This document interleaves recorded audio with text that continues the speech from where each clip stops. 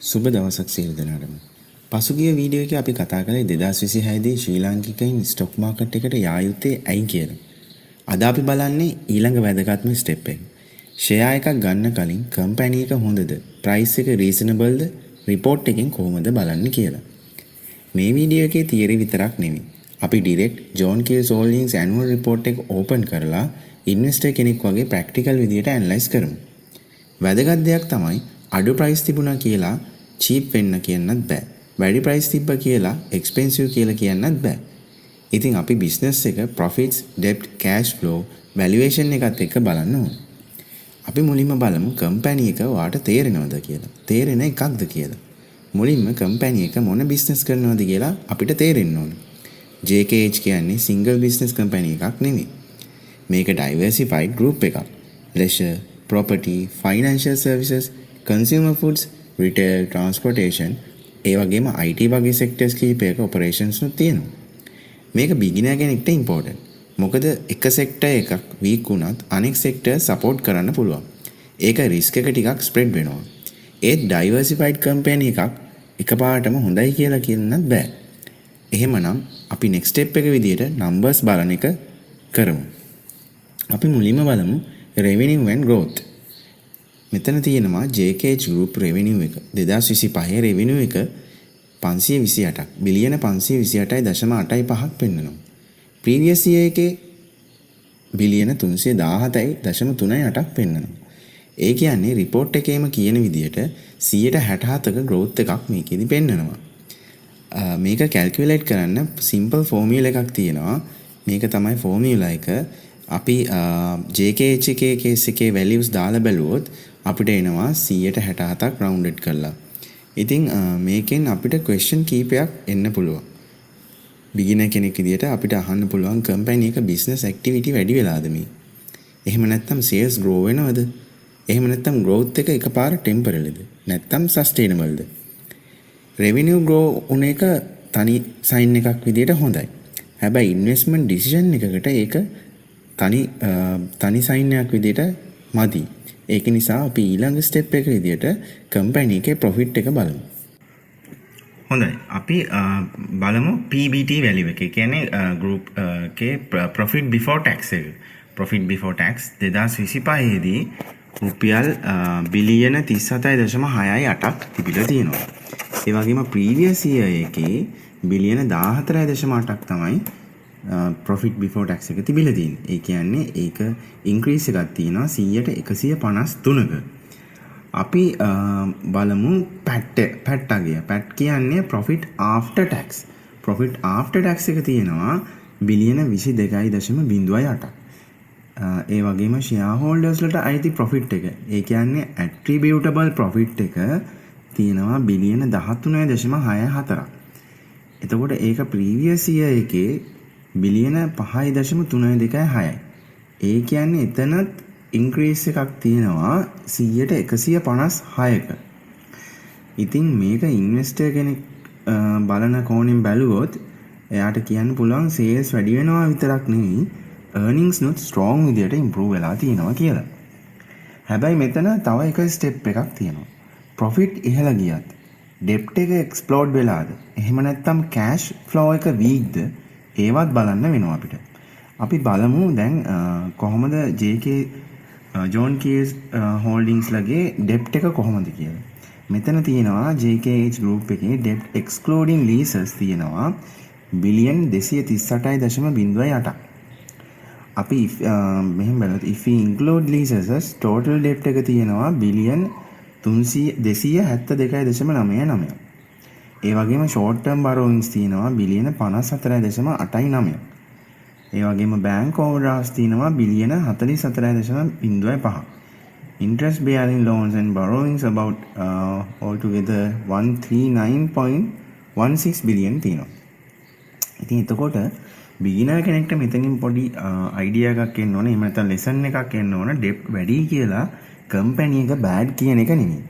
question එක තමයි company එක ඒ debt manage කරන්න පුළුවන්ද කියන එක. JKH report එකේ debt maturity page එකකින් පෙන්නනවා loan payment spread වෙලා කියලා. ඒ කියන්නේ tomorrow morning ගෙවන්න තියෙන impossible burden එකක් වගේ එකක් නෙමෙයි. ඒක ඉන්වෙස්ටර් කෙනෙක්ට ඉතා ඉම්පෝර්ටන්ට් දෙයක්. අපි ඊළඟට බලමු මොකක්ද මේ කෑෂ් ෆ්ලෝ එක කියන්නේ කියලා. කෑෂ් ෆ්ලෝ කියන කන්සෙප්ට් එක බිගිනර්ස්ලට ටිකක් පැටලිලි සහගත වෙන්නේ ප්‍රොෆිට් එකයි කෑෂ් එකයි එකම එකක් කියලා එයාලා හිතනවා. නමුත් මේක එකක් නෙවෙයි දෙකක්. ප්‍රොෆිට් කියන්නේ accounting rules අනුව ගණන් කරපු ලාභය. කෑෂ් ෆ්ලෝ කියන්නේ ඇත්තටම කම්පැනි එකට සල්ලි ඇතුළට ආවද නැත්තම් පිට වුණාද කියන එක. ඒ නිසා කම්පැනි එකක් ප්‍රොෆිට් තියනවා කියලා රිපෝට් කරත් බැංක් account එකේ කෑෂ් ස්ට්‍රෝං නැති වෙන්න පුළුවන්. සිම්පල් එක්සාම්පල් එකක් අරන් පෙන්නුවොත් මම ඔයාලට කම්පැනි එක ලක්ෂයක සේල්ස් කරා කියලා හිතමු. ඒ සේල්ස් ඔක්කොම කස්ටමර්ලාට ක්‍රෙඩිට් වලින් දුන්න නම් accounting එකේ revenue එක සහ ප්‍රොෆිට් එක පෙන්නනවා. හැබැයි කෑෂ් එක තාම කම්පැනි එකට ලැබිලා නැහැ. එහෙම වෙද්දි පේපර් එකේ ප්‍රොෆිට් තියෙනවා. නමුත් actual cash week. තව එක්සාම්පල් එකක් විදිහට ගත්තොත් ප්‍රොෆිට් 10 මිලියන් තියෙනවා නම් but කස්ටමර්ස්ලා තාම ගෙවලත් නැත්නම් ඉන්වෙන්ටරි එකට ලොකු සල්ලි ලොක් වෙලා තියෙනවා ඉන්වෙන්ටරි වලට. එහෙම ඊට අමතරව සප්ලයර්ස්ලාට ගෙවීම් වැඩි වෙලා තියෙනවා. එතකොට ප්‍රොෆිට් තිබුණත් කම්පැනි එකට ඩේලි ඔපරේෂන්ස් රන් කරන්න කෑෂ් ෂෝටේජ් එකක් එන්න පුළුවන්. ඒකයි ඔපරේටිංగ్ කෑෂ් ෆ්ලෝ බලන්න ඕන කියන්නේ. ඔපරේටිං කෑෂ් ෆ්ලෝ කියන්නේ කම්පැනි එකේ නෝමල් බිස්නස් වලින් කෑෂ් ජෙනරේට් වෙනවද කියන එක. ගුඩ් සෙල් කරලා කෑෂ් එනවද? එහෙම නැත්නම් සේවා දීලා කෑෂ් එනවද? එහෙම නැත්නම් බිස්නස් එකක් self sustaining ද කියන එක තමයි බලන්න ඕන. JKH කේස් එකේදී report එකේ net cash flow from operating activities පෙන්නනවා බිලියන 25.85. ඒක පොසිටිව් වගේක්.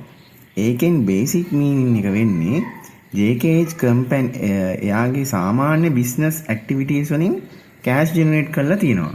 ඒක ගුඩ් සයින් එකක්. මොකද සැලරීස් ගෙවන්න, ඉන්ටරෙස්ට් ගෙවන්න, ඒ වගේම ලෝන් රිපේ කරන්න, ඩිවිඩන්ඩ්ස් ගෙවන්න, එක්ස්පෑන්ෂන් ෆන්ඩ් කරන්න මේ වගේ දේවල්ට අනිවාර්යෙන් කම්පැනි එකට ඇක්චුවල් කෑෂ් ඕන. හැබැයි මෙතන one more important point එකක් තියෙනවා. JKH operating cash flow positive වුණාට previous year එකේ බිලියන් 41.46 ඉඳන් මේ year එකේ බිලියන 25.85 දක්වා අඩු වෙලා තියෙනවා. ඒක straight away bad කියලා කියන්නත් බෑ. ඒකට reasons තියෙන්න පුළුවන්. අපි reasons විදිහට බැලුවොත් inventory එක වැඩි කරලා තියෙන්න පුළුවන්. එහෙම නැත්නම් එයාලගේ receivables වැඩි වෙලා කස්ටමර්ස්ලා තාම ගෙවලා නැති වෙන්නත් පුළුවන්. working capital එක requirement එක වැඩි වෙලා තියෙන්නත් පුළුවන්. එහෙම නැත්නම් business expand වෙලා cash temporarily tie වෙලා තියෙන්නත් පුළුවන්. ඒ නිසා අපි මූලිකවම ගන්න ඕන profit කියන්නේ accounting profit. cash flow කියන්නේ ඇත්තටම business එක cash හදනවද කියන එකයි. ඒ නිසා investor කෙනෙක් profit line එක විතරක් බලලා stop වෙන්න බෑ. ඒක හොඳට මතක තියාගන්න ඕන කාරණයක්. අපි ඊළඟට බලමු valuation පැත්තට යමු. එතෙන්දී අපිට EPS කියන්නේ මොකක්ද කියන එක අපි බලමු. EPS කියන්නේ earnings per share. ඒක සරලවම කියනවා නම් කම්පැනි එකේ shareholdersලට අයිති profit එකෙන් එක share එකකට එන්නේ කොච්චරක්ද කියන එක. මේකට formula එකකුත් තියෙනවා. ඒක බලන්න තියෙන්නේ profit attributable to equity holders divide කරන්න ඕන adjusted weighted average amount of number of shares වලින්. JKH එකේ මේක බැලුවොත් EPS එක පෙන්නනවා 7.77ක්. ඒ කියන්නේ report එකේම diluted EPS කියලා තියෙනවා මෙතන 0.77ක් rupees 0.77ක්. ඒ කියන්නේ මේ කම්පැනි එකේ මේ අවුරුද්දේ share එකකට earn කරලා තියෙන්නේ 7.77යි. 7.77ක් වගේ ගාණක් තමයි මේ කම්පැනි එකේ එක share එකකින් earn කරලා තියෙන්නේ. ඉතින් මෙතන බිගිනර් කෙනෙක්ට වැදගත්ම දේ තමයි share price රුපියල් 18ද 20ද වුණා කියලා cheapද expensiveද කියන්න බෑ. අපි ඒක EPS එක එක්ක compare කරලා බලන්නත් ඕන. අපි ඊළඟ point එක විදිහට යමු. PE ratio එක. practical example එකකින් අපි පෙන්නන්නම්. ඒකේ දැන් අපි බලමු PE ratio එක කියන්නේ price to earnings ratio. ඒකට ෆෝමියුලා එක තියෙනවා. අපි EPS එක කලින් හොයාගත්තා. ෂෙයා ප්‍රයිස් එක EPS එකෙන් බෙදුවම එනවා JKS එකේ ලාස්ට් ඉයර් එන්ඩ් එකේ ෂෙයා ප්‍රයිස් එක තිබුණ රිපෝට් එකට අනුව 18.4යි. ඉතින් අපි 18.4 බෙදන්න ඕනේ. එතකොට 0.77න් එතකොට PE රේෂියෝ එක එනවා JKH එකේ 23.9ක්. එතකොට රිපෝට් එකේ සමරි ඉන්ඩිකේටර්ස් එකේ තියෙනවා ඩිලීටඩ් PER කියලා 23.9යි කියලා ඔයාලට පැහැදිලිව පේන්නනවා එතන. එතකොට අපි මේක easy way එකකට explain කරොත් මම investor කෙනෙක් හිතන්න JKH එකේ කියන්නේ රුපියලක් වගේ හොයන්න නම් එයා පේ කරලා තියෙනවා අවුරුද්දට එක ෂෙයා එකකට 23.9ක් වගේ පේ කරන්න තියෙනවා. මොකද මම මේක 0.77 රුපියල ගාලා මම පෙන්වුවේ ඔයාලට මේක කොච්චර ප්‍රමාණයක් එයා පේ කරලා තියෙනවද මෙයාට අවුරුද්දේ JKH එක රුපියලක් හොයන්න. එතකොට ක්වෙස්චන් එක තමයි දැන් ඔයාලට දෙන 23.9 හයිද ලෝද කියන එක. ඒක හැබැයි මේ PE රේෂියෝ එක මේක තනියම බැලුවම අපිට ඒකත් කියන්න අමාරුයි. මොකද low PE එකක් තිබුණයි කියලා ෂෙයා එක cheap and good කියලා අපිට කියන්නත් බෑ. මොකද ඒක රීසන් විදියට company growth එක weak වෙන්න පුළුවන්. future risk එක වැඩි වෙන්න පුළුවන්. එහෙම නැත්නම් profits temporarily වෙන්නත් පුළුවන්. හැබැයි high PE එකක් තිබ්බා කියලා ෂෙයා එක bad කියලා කියන්නත් බෑ අපිට. මොකද එතෙන්දි බලන්න වෙනවා අපිට මාකට් එක future growth expect කරනවා නම් එහෙම නැත්නම් strong brand එකක් නම් earnings grow වෙයි කියලා investors ලා හිතනවා නම් high PE එක acceptable වෙන්නත් පුළුවන්. ඒ නිසා PE properly use කරන්න ඕන මෙන්න මේ විදිහට. same industry companies එක compare කරන්න. ඒක සාධාරණයි. එහෙමත් නැත්නම් company එකේ past history එකත් ඒ company එකේ past history එකත් එක්ක compare කරන්න. එහෙම නැත්නම් future growth story එකත් එක්ක ඒක බලන්න. ඔයාට මට මේක සරලවම කියන්න පුළුවන් PE ratio එක එතකොට අපිට තනියම decision tool එකක් විදිහට ගන්න බෑ. ඒක තව එක්තරා විදිහක තවත් valuation clue එකක් විතරයි. හොඳයි.